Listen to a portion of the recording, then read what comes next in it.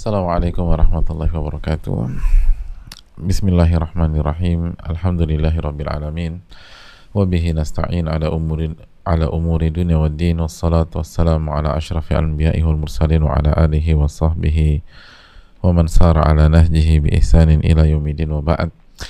Jamaah yang Allah muliakan, marilah kita membuka majelis kita dengan meminta pertolongan kepada Allah Subhanahu wa taala agar kita mendapatkan ilmu yang bermanfaat, ilmu yang berguna, ilmu yang bisa membawa keberkahan di dunia maupun di akhirat.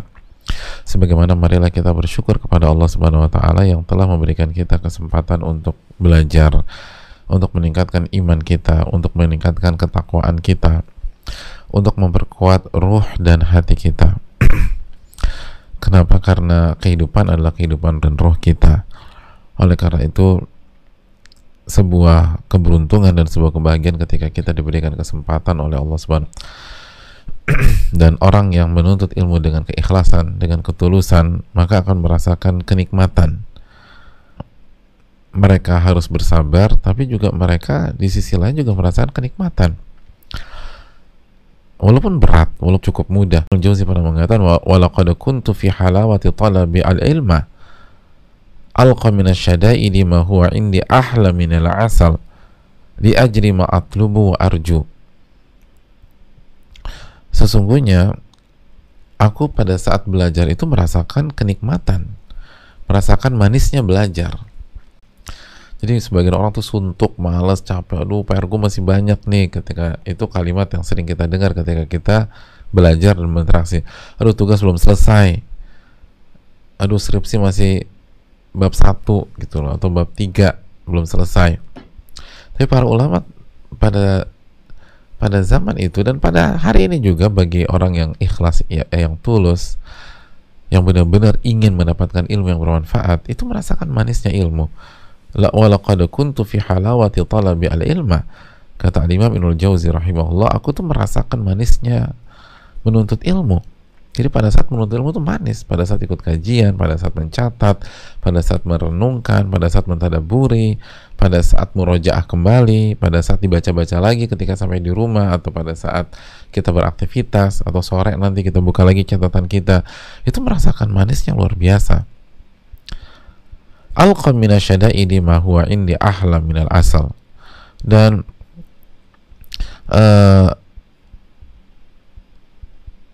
rasa itu menghilangkan kesulitan yang aku dapatkan ketika aku belajar, kesusahan yang aku dapatkan ketika aku belajar. Karena rasa manis yang dirasakan oleh Al-Imam Ibnul Jauzi, kata beliau, ahla minal asal, itu lebih manis daripada madu. Jadi Al-Imam Ibnul Jauzi menyatakan memang belajar itu susah, komitmen gitu loh, itu berat. Istiqomah, konsisten jam 5:30 sampai selesai, 5:30 pagi sampai selesai, 5:30 pagi sampai selesai, itu nggak mudah. Pasti ada halangannya, ada kesulitannya, ada awaiknya, ada obstacle-nya, dan seterusnya. Itu nggak mudah. Tapi kata Ibnul Jauzi rahimahullah ta'ala, kenikmatan yang aku rasakan karena lebih manis daripada madu, itu bisa menyingkirkan seluruh kendala, sehingga kesulitan ngatur waktu. Gimana kita tahu kalau weekdays, apalagi pagi itu rush hour banget, terus hektik, anak lah ini harus siapin sarapan dan seterusnya. Tapi karena manisnya ilmu, itu kesulitannya jadi nggak terasa. Atau ada yang berusaha ngafalin, tapi kok nggak hafal-hafal, coba lagi ngafalin nggak bisa, coba lagi ngafalin nggak bisa. Bagi yang sedang menghafalkan Quran misalnya, kok berat banget sih. Hadirin, coba tanya diri kita pas ngafalin Quran merasakan nikmat nggak ketika berinteraksi dengan firman Allah? Dan seharusnya rasa nikmat pada saat kita berinteraksi dengan firman Allah SWT itu mengalahkan kesulitan kita dalam menghafal ayat-ayat tersebut, khususnya di fase awal. Karena hafalan itu ibarat pisau atau pedang yang apabila terus diasah maka akan semakin tajam. Jadi intinya, kendala-kendala ketika belajar itu harus terkalahkan oleh rasa nikmat dan rasa manis orang-orang yang jujur dan ikhlas ketika belajar. Karena ilmu itu sendiri adalah kenikmatan. Kita belum lagi berbicara tentang efek dari ilmu tersebut dalam kehidupan kita. pengaruh ilmu tersebut dalam kehidupan kita dan keberkahan ilmu tersebut dalam kehidupan kita. Ini kita baru membicarakan rasa manis dan rasa nikmat ketika belajar. Itu aja udah mengalahkan kesulitannya, kendalanya, keribetannya pada saat kita perjuangkan ilmu itu sendiri, baik di kajian atau mungkin ada yang hafalan dan seterusnya. Dan ketika kita tidak merasakan manis, maka ada yang sakit di dalam jiwa kita. Sebagaimana ketika kita makan sebuah makanan dan mati rasa, enak banget loh kue ini manis, enggak, gue ngerasain apa-apa. Yang benar, ini manis banget, enggak ngerasain apa-apa. Berarti ada penyakit di dalam diri kita. Dan jangan disalahkan makanannya. Oh ini makanannya pelin-pan, di lidah lo aja manis, di lidah gue nggak manis. Bukan, makanannya nggak salah mas. Yang salah itu diri Anda ada masalah. Sama. Kenapa para ulama merasakan manis? Kenapa Al-Imam Ibnul Jauzi merasakan manisnya ilmu? Sedangkan sebagian kita, kok aku ngantuk ya kalau kajian ya? Kok aku nggak semangat ya? Terakhir sih aku ikut kajiannya 2 minggu yang lalu. Aduh, kayaknya ribet. Kenapa para ulama merasakan nikmat, merasakan manis, dan bukan hanya ulama, sebagian teman-teman kita atau jamaah kita yang ikut kajian yang sama merasakan indahnya, merasakan harunya, merasakan sensasinya, merasakan manisnya. Kok kita nggak merasakan apapun? Jadi jangan salahkan ilmunya, harus dicek hati kita bersih apa enggak, sehat apa enggak, ikhlas apa enggak.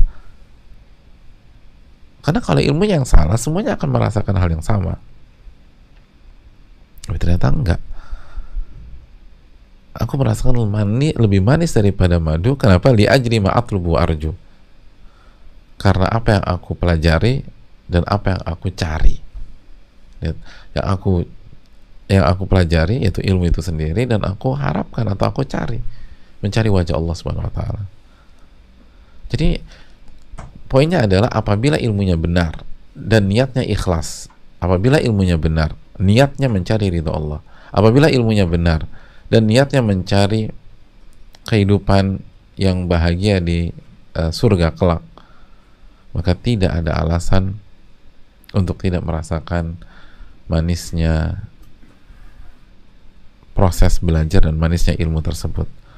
Allahu ta'ala alam bisawab. Oleh karena itu marilah kita bersyukur kepada Allah Subhanahu wa taala ketika kita diberikan kesempatan untuk bisa belajar dan mendapatkan manisnya ilmu, belajar dan mendapatkan manisnya ilmu. Hadirin Allah muliakan,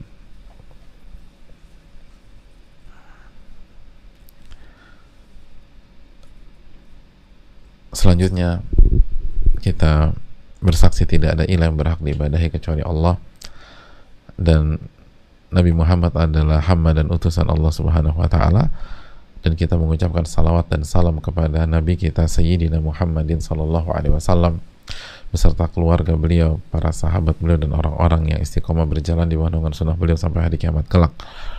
Jamaah sekalian, kita masuk ke Riyadhus Shalihin bersama Al-Imam Nawawi rahimahullah ta'ala. Oh, baru masuk Pak Ustadz? Iya, baru masuk. Tadi kan bukan Dima. Saya pikir udah selesai. Belum. Masih bersama kitab yang begitu fenomenal, bersama salah satu ulama yang luar biasa, Al-Imam Yahya bin Sharaf bin Murri bin Hasan bin Husain bin Muhammad Abu Zakaria, atau biasa dikenal dengan nama Al-Imam Nawawi. Dan kita ada di penghujung bab yakin dan ketawakalan, dan kali ini menu kita adalah sebuah hadis yang sangat penting, sangat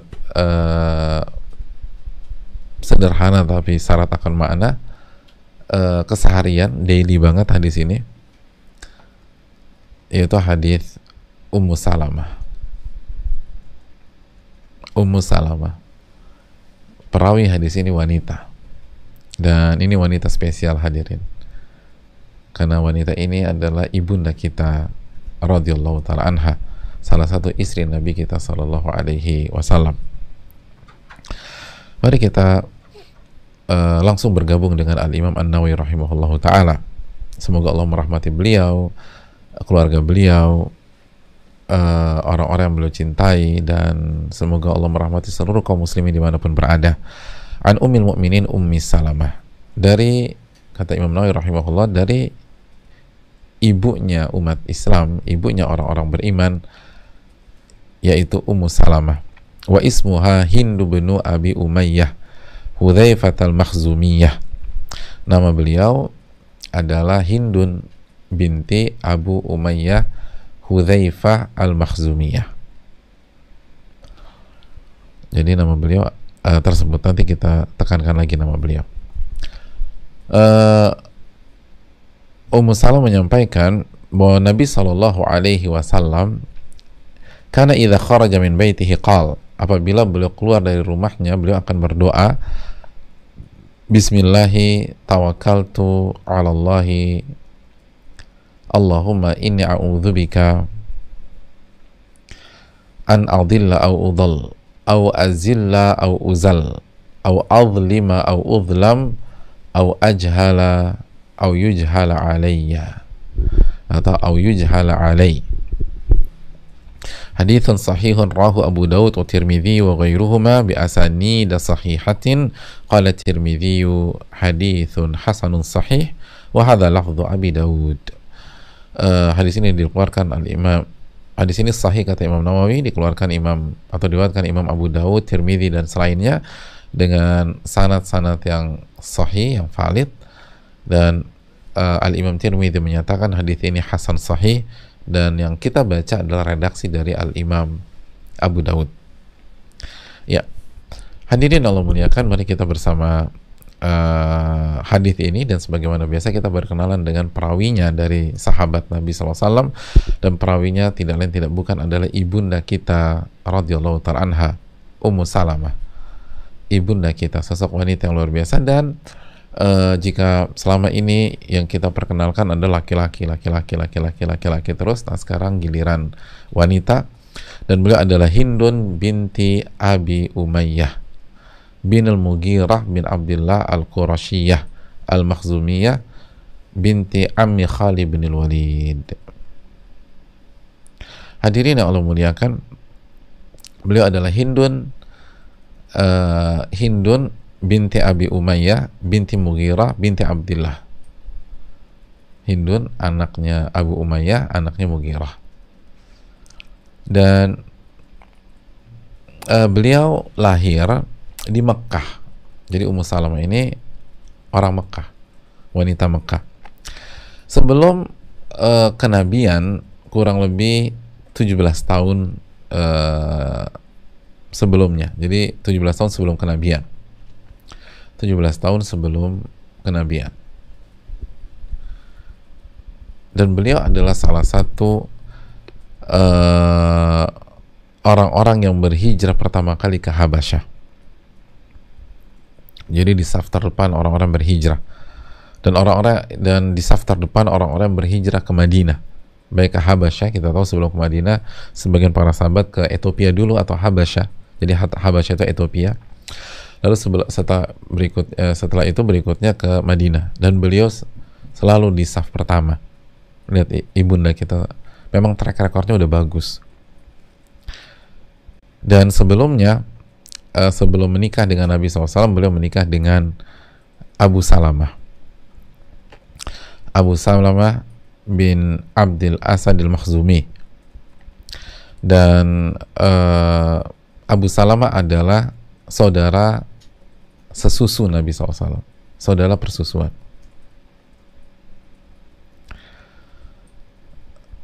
Jadi Nabi SAW adalah suami kedua beliau, sebelumnya dengan Abu Salamah. Dan Nabi SAW menikah dengan Ummu Salamah di tahun keempat Hijriah, jadi setelah hijrah di Madinah, di tahun keempat. Jadi setelah perang Badar, setelah perang Uhud. Jadi belum menikah dengan Ummu Salamah di tahun keempat. Dan Ummu Salamah min ajmalin nas, di antara wanita tercantik pada saat itu. Ummu Salamah di antara wanita tercantik. Jadi sangat cantik. Wanita cantik di zaman Nabi itu banyak, jemaah. Dan ini di antara yang tercantiknya. Min ajmalin nas. atau min ajli nisa, wa min ajmali nisa, di antara wanita tercantik, wa ashrafihinna nasaba, dan di antara wanita yang nasabnya paling tinggi. Quraisy ya beliau. Masih satu rumpun dengan Nabi karena dari Quraisy juga, sebagaimana Nabi dari Quraisy, beliau jadi Quraisy. Jadi nasabnya tinggi. Wa aufarihinna aqla, dan salah satu wanita tercerdas pada saat itu. Salah satu wanita tercerdas. Lihat, udah salah satu yang paling cantik, nasabnya paling bagus, terus tercerdas. Wa kana umruha qariban min 35 sana. Dan pada saat menikah dengan Nabi SAW, usianya kurang lebih atau mendekati 35 tahun. Mendekati 35 tahun. Mendekati 35 tahun. Radhiyallahu ta'ala anha. Jadi jamaah sekalian yang Allah muliakan,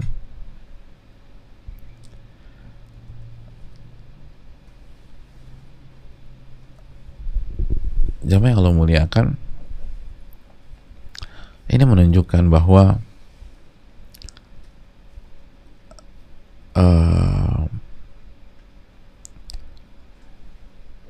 intermezzo aja ya, sebagian wanita, sebagian akhwat ketika masuk usia 30 minder, ketakutan karena belum menikah dan seterusnya.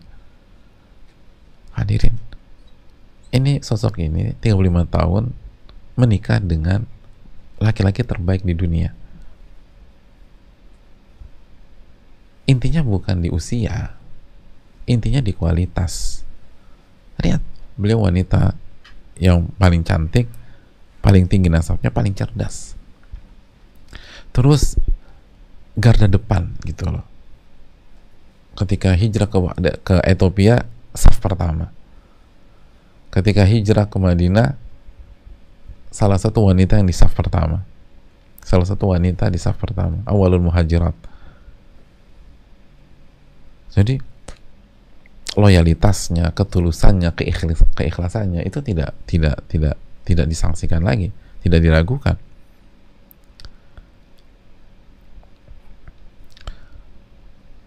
Nah, yang jadi masalah ketika sebagian wanita belum menikah itu nggak punya keistimewaan, itu yang jadi masalah.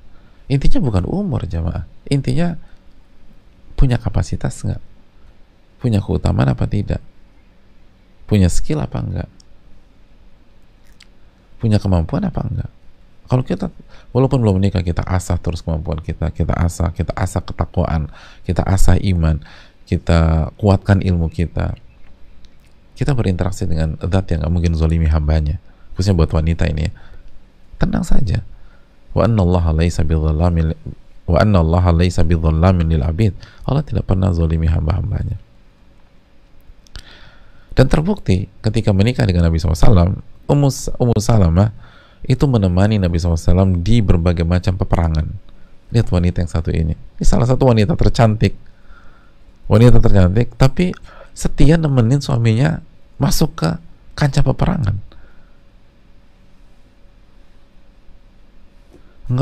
Nggak merasa royal lady atau misalnya madam dan sebagainya, enggak. Padahal salah satu yang paling cantik dan salah satu yang paling tinggi nasabnya, tapi turun bersama suaminya ke berbagai macam peperangan, menemani Nabi SAW. Bukan yang enak-enak, yang susah-susah. Beliau ikut Nabi SAW di perang Khaybar. Lalu Fathu Makkah, pembukaan kota Makkah, ikut juga. Wa fi hisari Taif, lalu ketika mengepung Taif, Ummu Salamah ikut. Lalu dalam Hawazin ikut juga.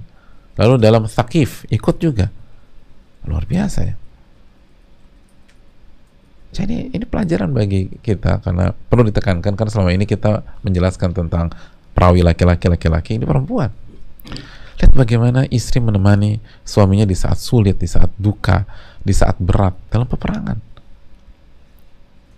dan nggak manja gitu loh. Artinya kalau suami turun ke lumpur, kita turun ke lumpur. Kalau suami kita bersimbah tanah kotor segala macam, kita bersimbah tanah. Suami kita bersimbah keringat, kita bersimbah keringat. Suami kita jatuh, kita turun ke bawah. Itu Ummu Salamah radhiyallahu ta'ala anha. Jangan mau enaknya aja. Kamu mau kemana sih, Beb? Mau ke sini. Ribet nggak? Ribet sih. Udah, aku nggak ikut ya. Gitu. Jadi kalau udah ribet, aku nggak ikut ya. Udah, kamu aja. Mau yang enak-enak, yang zen-zen gitu. Walaupun tidak secara mutlak ya. Bukan berarti kita harus ikut juga. Ada ranah-ranah laki-laki yang jangan wanita masuk ke sana, sehingga nanti auratnya tersingkap dan segala macam dan segala. Tapi poinnya adalah bagaimana Ummu Salamah menemani Nabi SAW di kondisi-kondisi susah dan di berbagai macam peperangan. Hadirin Allah muliakan, dan kita tahu bersama bagaimana peran Ummu Salamah pada saat Sulhul Hudaybiyah. Pada saat itu para sahabat Nabi SAW masih menghold ya, masih menunda melaksanakan perintah nabinya SAW untuk memotong sembelihan dan tahallul, karena mereka mau umrah terus dicegat, lalu Nabi putuskan lalu terjadi perjanjian kan, pulang lagi ke Madinah, lalu tahun depan umrah qadha. Nah, sebagian sahabat pada saat itu karena mereka kecewa berat, bayangkan jalan dari Madinah ke Hudaybiyah. Bagi yang pernah umrah atau haji, lalu ke ziarah ke teman lama, para onta gitu. Nah, onta biasanya di daerah-daerah Hudaybiyah di Makkah. Jadi udah deket Makkah banget gitu lah. Itu biasa dilakukan ketika city tour. Jadi bayangin dari Madinah udah sampai titik itu Hudaybiyah, disuruh pulang lagi, dicegat sama orang-orang kafir Quraisy. Nah, para sahabat nggak terima. Ini udah kelewatan, kita nggak mau ngapa-ngapain kok, kita nggak mau perang, kita nggak mau zolimin, kita mau umrah aja. Kenapa dihalang-halangi? Lalu singkat cerita, terjadi perjanjian, dan salah satu perjanjiannya adalah tidak ada umrah di perjalanan itu, pulang lagi ke Madinah, dan tahun depan baru umrah qadha. Jadi dibuat bolak-balik. Dan Nabi SAW dengan kejelian beliau, kecerdasan, dan tentu saja wahyu itu menyetujui, dan sejarah mencatat itu sangat menguntungkan umat Islam. Tapi pada saat itu mayoritas sahabat tuh prediksinya nggak ke arah sana, sehingga mereka menunda untuk mentaati Nabi SAW pada saat Nabi memerintahkan untuk botakin rambut atau cukur rambut untuk tahallul. Bukan untuk bermaksiat, enggak. Sebagian ulama mengatakan para sahabat nggak berani bermaksiat dengan Nabi SAW, tapi menunda dengan harapan terjadi perubahan kebijakan gitu loh. Jadi ketika Nabi SAW meminta kita cukur rambut, nggak ada yang cukur, atau kita tahallul, nggak ada yang tahallul. Oh, itu lumayan mengejutkan para sahabat yang selama ini begitu taat tiba-tiba menghold. Tapi lagi-lagi jangan pernah suudzon dengan mereka. Mereka tuh nggak kayak kita yang dikit-dikit hawa nafsu bermain. Mereka itu menunda bukan untuk sengaja bermaksiat, bahkan mereka menunda agar masuk ke kota Mekah dan berjuang di jalan Allah. Mereka minta udah kita masuk aja, walaupun kita nggak ada persiapan untuk berhadapan dengan orang Quraisy, tapi mereka udah kelewatan nih. Mau kita mau cuma umrah dihalang-halangi, udah kita cuekin mereka, kita masuk. Kalau mereka hadang ya sudah, kita lihat apa yang Allah takdirkan ke kita. Secara makna demikian. Walaupun persenjataan nggak siap, karena bukan mau perang, mau umrah, mereka udah siap mati di jalan Allah Subhanahu Wa Taala. Jadi nggak ada maksud untuk maksiat, tapi mereka berharap semoga perintah untuk tahallul direvisi sama Allah dan Rasulnya. Dengan lihat kita kayak gini direvisi, luar biasa ya. Kalau kita udah pulang aja, udah jangan ribut lah, udah kita pulang aja. Itu kalau kita. Kalau mereka enggak, kita hold dulu. Siapa tahu ada perubahan kebijakan, Allah dan Rasul suruh kita masuk Mekah apapun yang terjadi. kita hold dulu agar semoga ada perubahan kebijakan. Allah dan Rasulnya menyuruh kita masuk ke kota Mekah walaupun taruhannya nyawa. Oh subhanallah, sahabat Nabi SAW. Padahal udah paling enak. Ya simpel aja deh. Kita lagi jalan, emang nyebelin sih. Tapi kita tahu nih, kalau kita maksa masuk, mungkin terjadi peperangan. Dan senjata kita nggak komplit. Kira-kira kita berharap apa? Ya pulang gitu loh. Udah pulang deh. Udah jangan cari gara-gara. Yang jomblo bilang, udah pulang, gue belum kawin nih. Udah dengan kita ini. Tapi mereka nggak, di hold. Jangan.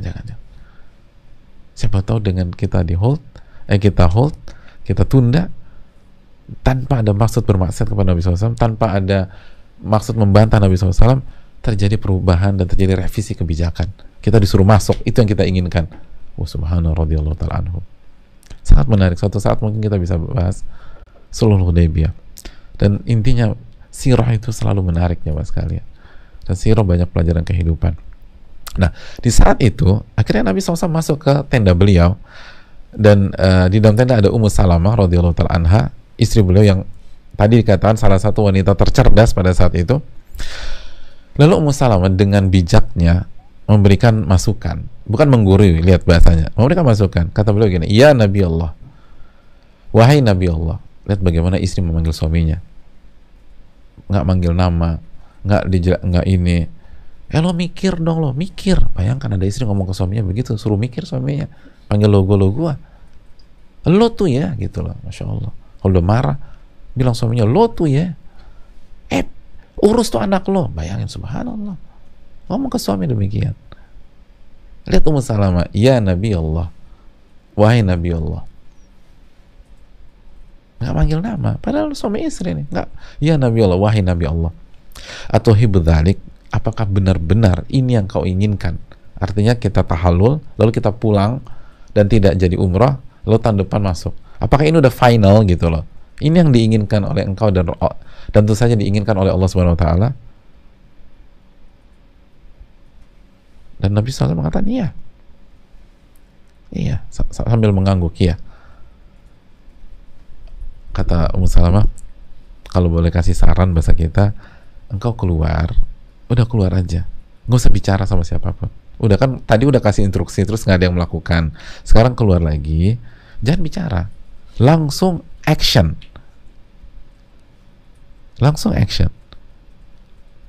langsung sembelih,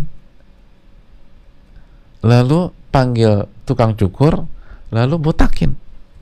Udah nggak usah.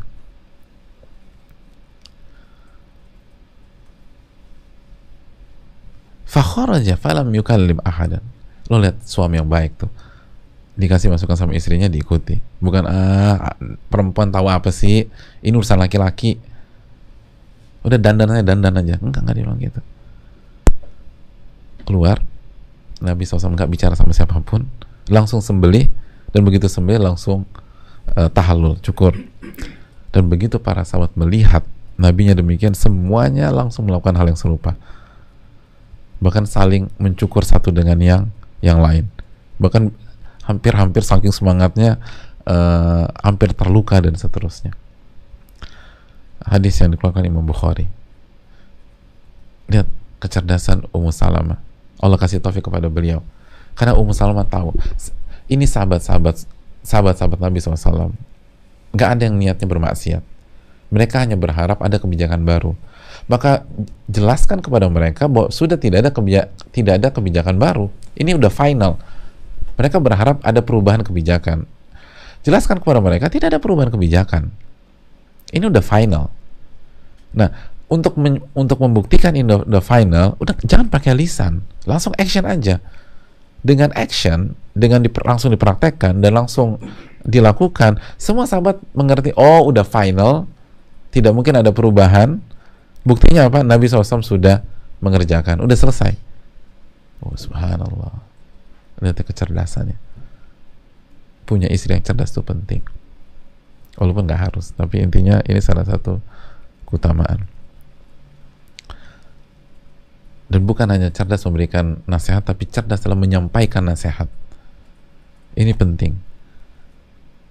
Bukan hanya cerdas dalam memberikan atau memberikan nasihat tapi cerdas dalam maaf, bukan cerdas dalam nasihatnya, tapi juga cerdas dalam menyampaikan nasihat. Karena banyak suami itu nggak terima nasihat dari istrinya bukan karena sombong, tapi seringkali istri salah dalam memberikan nasihat atau salah cara dalam memberikan nasihat, salah cara. Akhirnya ego laki-laki bermain, pride-nya laki-laki bermain dong, nggak ketemu udah. Tapi kalau istri masuknya tepat, cara penyampaiannya oke, insya Allah akan banyak perubahan dengan taufik Allah Subhanahu Wa Taala. Gitu jemaah. Ini yang perlu kita camkan. Banyak laki-laki bukan sombong, tapi istrinya salah dalam cara memberikan masukan. Benar nggak nih para laki-laki? Benar ya? Oh, pada ngangguk-ngangguk sama benar. Nanti urusan sama istri di rumah. Jadi hadirin Allah muliakan, itu Ummu Salamah luar biasa radhiyallahu ta'ala anha. Dan Ummu Salamah meriwayatkan hadis dengan sanadnya itu sampai 378 hadis kurang lebih, dan beliau wafat di bulan Syawal di tahun ke-59 Hijriah. Cukup lama. Beliau wafat di bulan Syawal di tahun 59 Hijriah. Itu Ummu Salamah radhiyallahu ta'ala anha. 59 Hijriah. Sangat menarik. Dan ini baru cuplikan singkat dari Ummu Salamah, kita belum bedah Ummu Salamah secara komprehensif. Semoga suatu saat kita bisa angkat khususnya di kajian wanita atau ibu-ibu, agar kita bisa meneladani para sahabiat secara umum dan istri-istri Nabi secara khusus, karena mereka wanita terbaik. Mereka wanita-wanita terbaik. Ya hadirin Allah muliakan, itu yang pelajaran yang tentang Ummu Salamah. Pelajaran hadis ini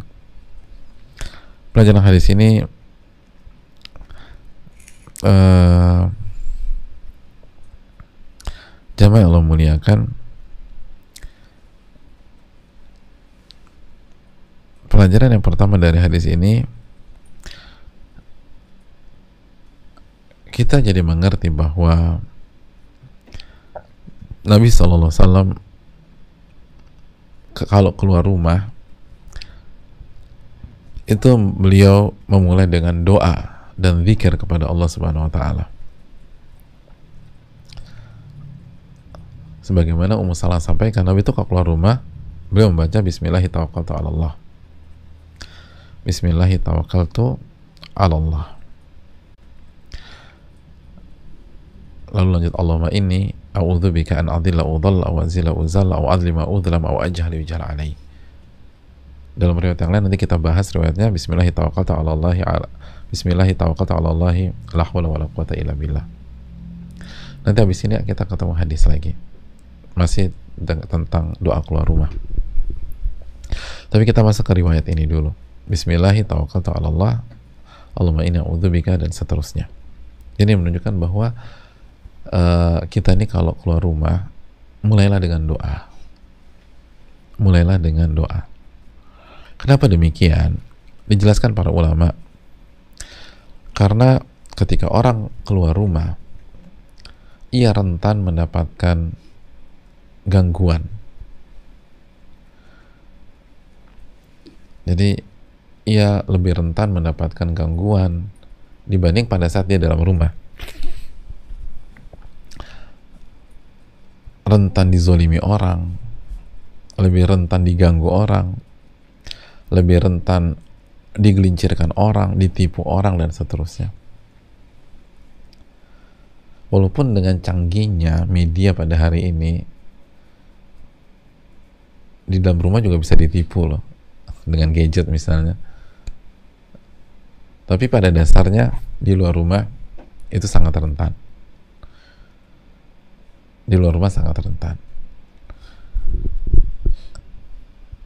Oleh karena itu mintalah pertolongan dan perlindungan dari Allah Subhanahu wa taala.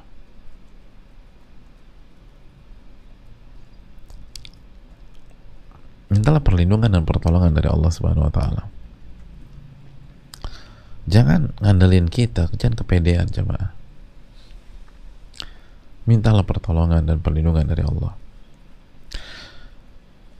Oleh karena itu seorang muslim itu berusaha selalu mengisi waktu dengan berzikir dan berdoa. Bukan hanya ketika keluar rumah ya. Keluar rumah hanya salah satu momen. Karena itulah yang Allah Subhanahu wa taala jelaskan tentang orang-orang beriman dalam surat Al-Ahzab ayat 35. Orang-orang beriman itu wadzakirina Allaha katsira wadzakirat a'addallahu lahum maghfiratan wa ajran 'azima. Lihat kalau dari awal innal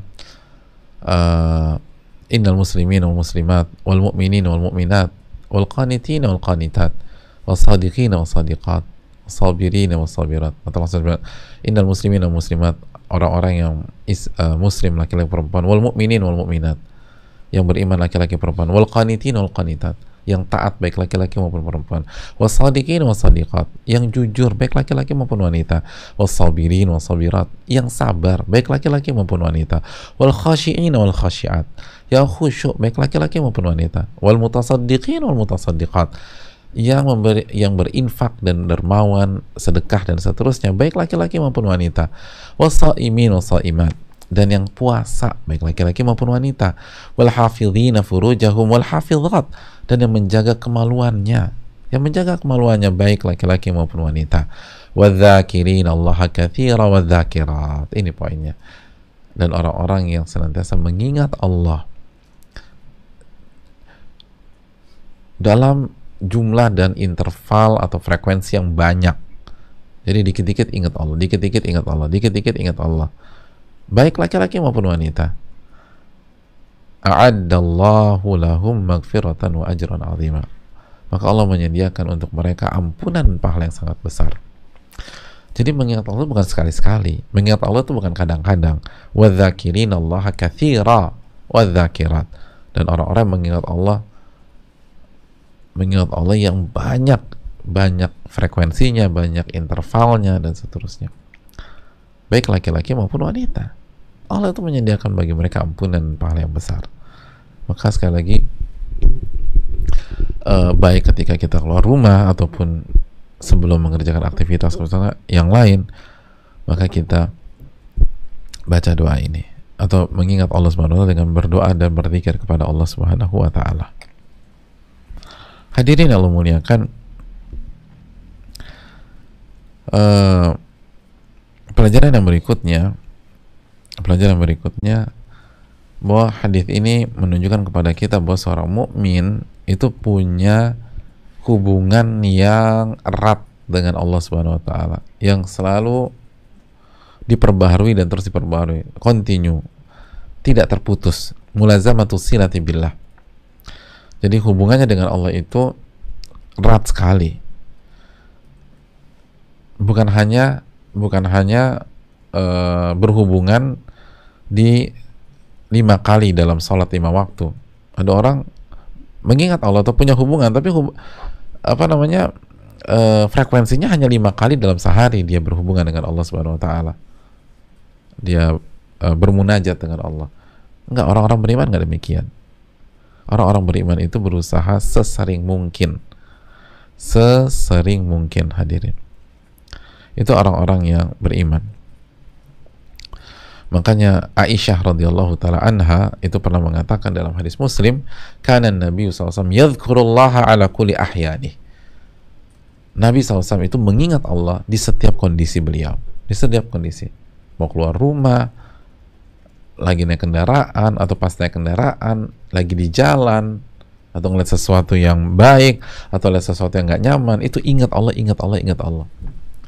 Berada di sebuah tempat, ingat Allah lagi. Dibaca a'udzu bikalimatillahi tammati min syarri ma khalaq. Gitu. Ngeliat ada kecelakaan, dia baca alhamdulilladzi afani mimma btalahu bihi wa faddalani ala katsirin mimman khalaqa tafdila. Doa melihat orang yang kena musibah. Jadi ingat Allah, ingat Allah, ingat Allah.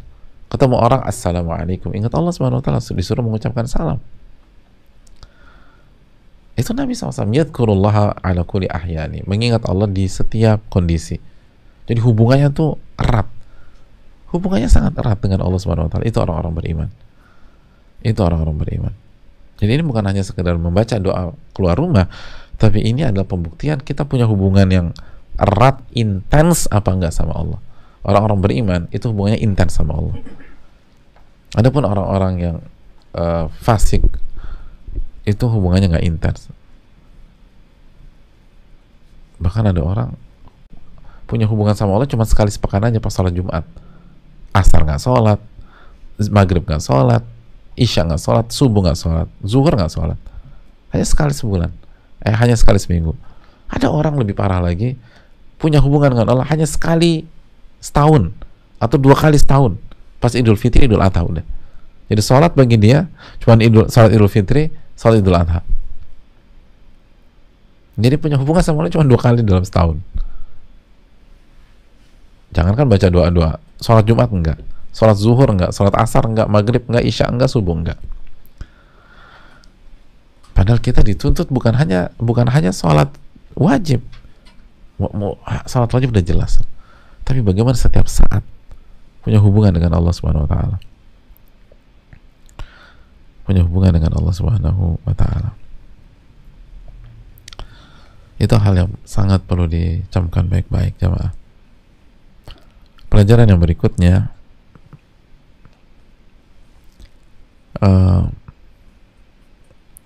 doa ini menunjukkan bahwa pentingnya bertawakal, khususnya ketika kita keluar rumah.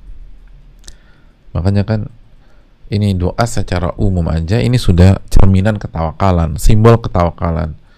Belum lagi dalam redaksinya secara jelas Nabi SAW mengajarkan kita Bismillahi tawakkaltu 'ala Allah, dengan aku meminta pertolongan dan keberkahan dengan menyebut nama Allah, dan aku hanya bertawakal kepada Allah. Bismillahi tawakkaltu 'ala Allah. Jelas itu. Jadi pentingnya pada saat kita keluar rumah, serahkan urusan kita sama Allah. Bismillahi tawakkaltu 'ala Allah. Jadi dari begitu kita baca benar-benar kita hayati. Ya Allah, tolong aku, berkahilah urusanku, dan aku serahkan semuanya sama Engkau deh. Aku serahkan sama Engkau. Jadi enak. Jadi kalaupun urusan kita hari itu di luar rumah nggak berjalan sesuai dengan ekspektasi kita, dengan kita sudah serahkan dari awal, kita tenang. Oh, tapi kan saya udah serahkan sama Allah ya, nggak mungkin ini buruk, pasti ada hikmah. Mungkin nggak bagus di jangka pendek, tapi jangka panjang bagus. Jadi positif hidupnya tuh. Hidupnya positif. Karena serahkan sama Al-Ali, Al-Alimul Khabir, yang maha mengetahui. Diserahkan kepada As-Sami'ul Basir, yang maha melihat dan maha mendengar. Alamul Ghuyub, yang mengetahui hal-hal yang gaib dan masa depan. Jadi serahkan sama Allah. Begitu mau keluar rumah, serahkan sama Allah. Aduh, nanti gimana? Udah gak usah mikir-mikir. Serahkan sama Allah, udah kita berjuang. Ada orang mau pergi ke luar kota atau ke luar negeri, urusan genting, orang sana genting, belum dapat tiket. Udah bismillah. Jalan aja ke bandara dulu. Nanti gimana? Udah kita serahkan aja sama Allah. Serahkan sama Allah. Nanti Allah yang ngatur. Bismillahi tawakkaltu 'ala Allah. Udah serahkan sama Allah. Jadi pentingnya begitu kita keluar rumah, serahkan semua urusan sama Allah. Bertumpulah kepada Allah, bergantunglah kepada Rabbul Alamin.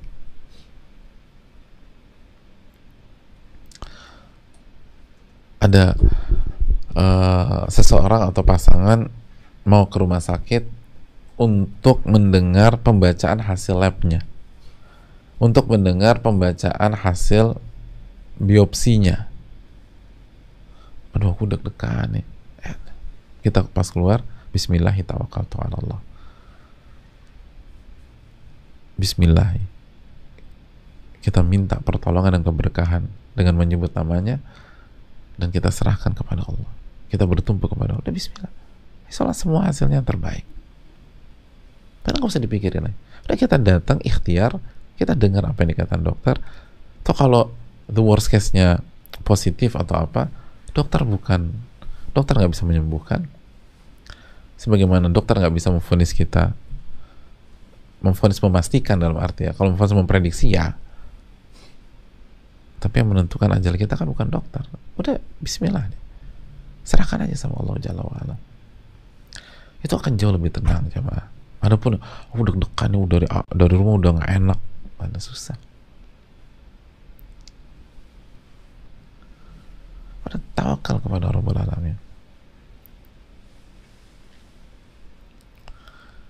Tawakal kepada Rabbul Alamin. Dalam perjalanan tuh enak. Allah Ta'ala bisawab. Kita masuk ke isi doanya jemaah sekalian secara singkat ya, secara singkat.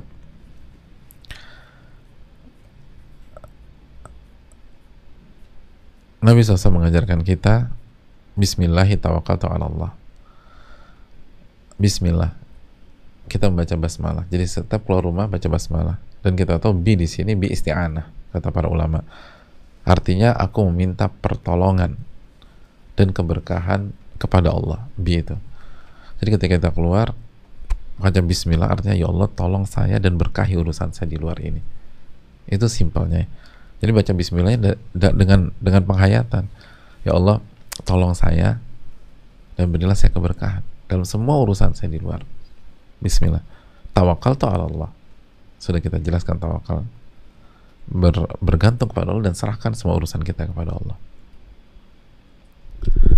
Kita lanjutkan. Allahumma inni a'udzubika an adilla udhal. Tolong ditampilkan lagi doanya. Allahumma inni a'udzubika an adilla udhal. Ya Allah, aku berlindung kepada Engkau dari tersesat atau disesatkan. Lihat, an adilla udhal.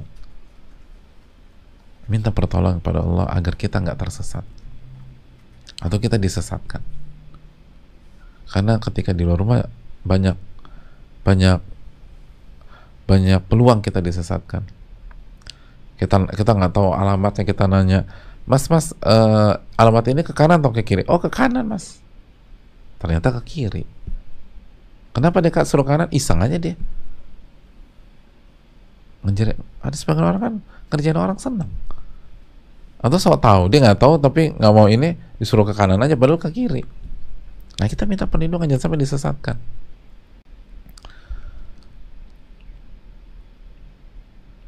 Atau disesatkan aplikasi. Dikasih tahu jalan potong yang bagus banget. Tiba-tiba pas mau sana jalan motor. Ya Allah, udah keluar masuk sawah, masuk sana jalan motor. La haula wala quwata illa billah. Harus muter lagi keluar tuh, habis waktu. Jadi disesatkan aplikasi kita tuh.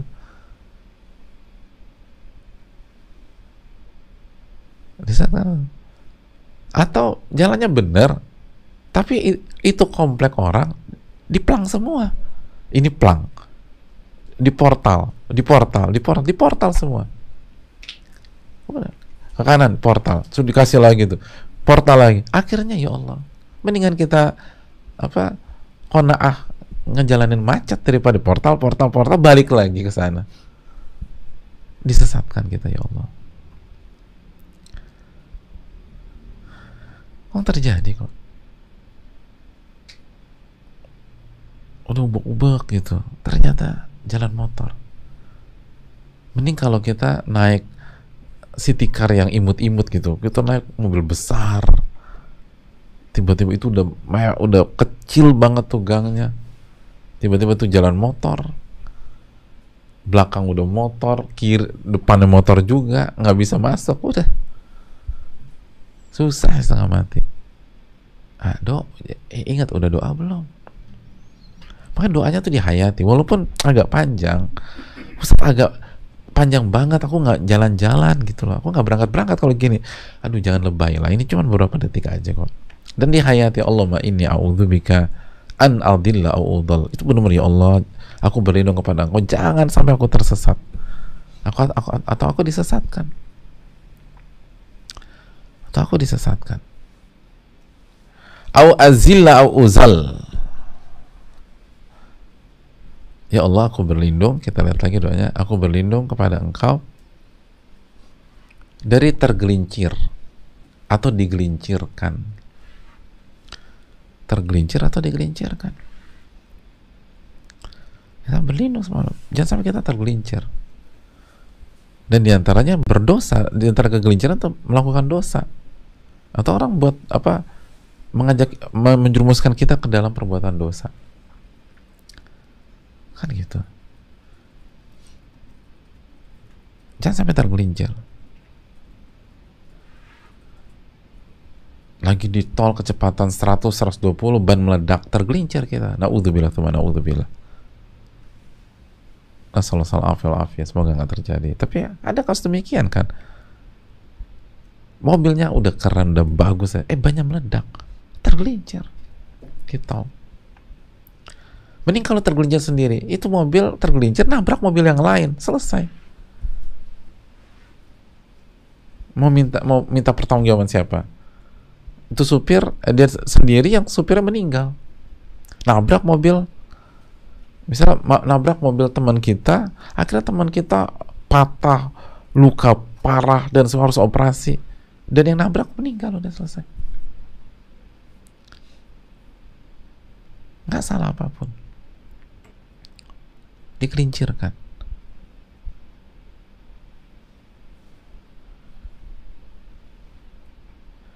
Atau digelincirkan ke dosa. Kita nggak ada niat sama sekali ke tempat maksiat pada saat kita keluar rumah. Tiba-tiba ketemu temen, diajak sama dia, udah lo harus temenin gue dong bro, harus ini sedikit aja, dipaksa, akhirnya pergi. Kita udah niat mau ngaji misalnya, ketemu orang, diajak, udah deh ngaji kan bisa ini, nanti lihat rekamannya aja segala macam, kita ini dulu, akhirnya nggak jadi ngaji, rugi kita, nggak istiqomah. Memang bisa lihat live, bisa lihat rekaman, tapi istiqomah beda. Orang kalau bisa istiqomah itu berkahnya di situ. Man thabata nabat, barang siapa yang konsisten itu akan tumbuh. Kita bukan, cara berpikirnya bukan kan cuma sekali nggak ikut kajian nanti bisa juga lihat rekaman, bukan ke sana. Tapi cara berpikirnya adalah bisa jadi hidayah saya di kajian ini, bisa jadi kajian ini yang saya butuhkan. Makanya kan kata Prof, man lam yasbir alal ilmi sa'atan falyasbir alal jahli sanatan. Barang siapa yang nggak sabar dengan ilmu sesaat saja, silakan bersabar di atas kebodohan selama 1 tahun lamanya atau selama-lamanya. Bisa jadi yang kita butuhkan itu di kajian yang ini. Terus yang kedua, ini tentang keistiqomahan. Ini tentang keistiqomahan. Orang-orang sukses itu menghargai setiap detail. Orang-orang hebat itu menghargai setiap detail sebuah proses, nggak gampang, nggak hadir dan seterusnya. Karena ini menentukan konsistensi. Nah, udah niat, diajak nggak jadi deh, nggak jadi kajian tuh. Ada banyak sekali jamaah. Ada banyak kasus perselingkuhan. Ini suaminya nggak niat selingkuh, tiba-tiba dikenalin sama temannya. Udah tenang, gua atur, bini lo nggak tahu deh, diatur, subhanallah. Nah, baca doa apa enggak? Baca doa atau enggak? Saya tuh ada kasus itu, dia baik dan nggak ngerti apa-apa. Artinya bukan nggak ngerti apa-apa, artinya orang baik. Terus dikasih diundang di sebuah hotel sama temennya, terus dikasih ini buat lo istirahat 1 malam ya, gue bukain kamar buat lo. Udah, ini apa sih? Enggak, hadiah aja. Senang polos, masuklah kamar. Begitu masuk kamar, ternyata bukan kamar kosong, dia dihadiahkan kamar beserta isinya gitu loh, quote and quote, kamar beserta isinya. Itu luar biasa. Dan dia nggak tahu, nggak ada niat sama sekali, dia nggak niat berzina dan seterusnya, Dikasih, masuk kamar tersebut, kamar beserta isinya ada makhluk halusnya di situ dalam tanda kutip. Dia nggak call, dia nggak booking, dia nggak segala macam, udah diatur sama temannya. Terus dikabari have fun ya bros gitu, subhanallah. Makanya udah baca doa belum? Jangan sampai kita digelincirkan orang. Jangan sampai kita digelincirkan orang untuk maksiat. Padahal sama sekali kita nggak ini.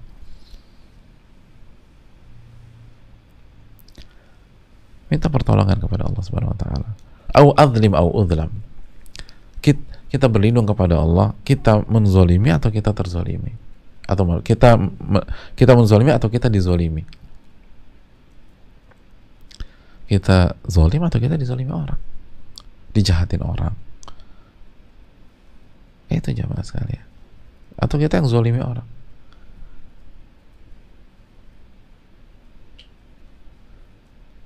Di parkiran lah, kaca spion kita diambil pas kita lagi urus, dizolimi. Atau kalau wanita kena pelecehan seksual, kena pelecehan di tempat umum, kena pelecehan di alat transportasi, atau di jalan, atau di tempat publik, kita nggak tahu jamaah sekalian. Nah pertanyaan, waktu keluar rumah udah baca doa, au adzlim au udlam, au adzlim au udlam. Aku berlindung dari kezoliman, atau aku menzolimi orang, atau aku dizolimi orang. Hati-hati.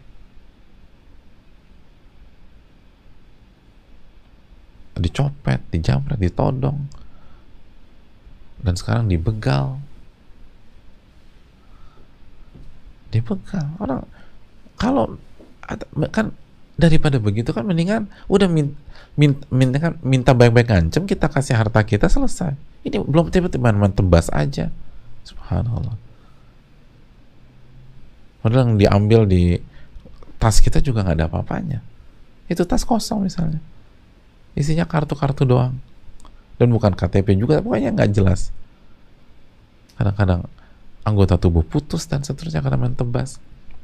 Kalau wanita, mohon maaf, begal payudara, akhirnya trauma dan seterusnya. Ini kita minta doa ketika keluar rumah, au adzlim au udlam, minta pertolongan sama Allah. Au ajhala yujal alayya. Lalu yang terakhir, au ajhala yujal alayya, aku bersikap bodoh atau aku dibodoh-bodohin orang, ditipu misalnya. Kita mau beli sesuatu dibilang ini ori pak, padahal KW. Kita ditipu. Atau kita dijebak, dibodoh-bodohin orang. Kita bersikap bodoh atau kita dibodoh-bodohin orang? Bersikap bodoh misalnya, lampu traffic light dilanggar, tiba-tiba kendaraan dari arah sebaliknya karena sudah hijau tabrakan parah. Akhirnya lihat ketika sebagian orang kayak gitu nyesal, ucapannya apa? Ya Allah, kok saya bodoh banget sih, kok gue bego banget, kan begitu bahasa sebagian di lapangan. Itu bodoh, berbuat bodoh gitu loh. Akhirnya berantakan semuanya.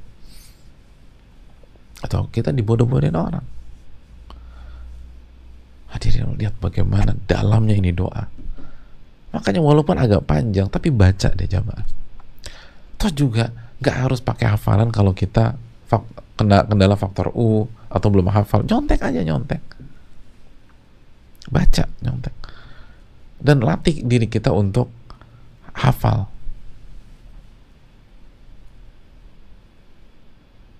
Latih diri kita untuk hafal. Kalau kita keluar rumah tiap hari, masa seminggu nggak hafal? Kalau dibaca setiap saat ya. Coba baca terus ayat, dan ayat pelan-pelan aja. Allahumma inni a'udzubika an adilla udhal, au azila au uzal, au adlima au udlam, au ajhala au yujhala alai. Pelan-pelan, pelan-pelan. Resapi, minta pertolongan sama Allah. Khususnya kita yang ada di ranah publik atau di kondisi yang crowd gitu, atau sebaliknya kita melewati daerah yang sepi, remang-remang, nggak ada orang, terus kita perempuan harus ngelewatin daerah seperti itu. Minta pertolongan sama Allah Subhanahu wa taala. Di samping kita harus hindari daerah-daerah rawan seperti itu ya. Tapi kadang-kadang kita nggak tahu tiba-tiba daerah situ. Nah, udah baca doa belum? Minta pertolongan sama Allah nggak? Ud'uni astajib lakum. Minta kepadaku, aku akan kabulkan. Dalam surat Ghafirat 60. Minta kepadaku, aku akan kabulkan. Ini penting sekali. Dan ingat, ini adalah simbol ketawakalan. Dan orang yang tawakal, masih ingat surat At-Talaq ayat 3, wa man yatawakkal 'ala Allah fahuwa hasbuh. Barang siapa yang bertawakal kepada Allah, Allah akan cukupkan. Allah akan cukupkan. Wallahu ta'ala a'lam bishawab. Ini yang bisa disampaikan pada kesempatan kali ini, dan semoga bermanfaat. Kita tutup karena sudah waktu sudah habis. Subhanakallahumma wa bihamdika la ilaha illa anta astaghfiruka wa atubu ilaik. Rabbana taqabbal minna wa nas'aluka ilman nafi'an wa na'udzubika min ilmin la yanfa'. Assalamualaikum warahmatullahi wabarakatuh.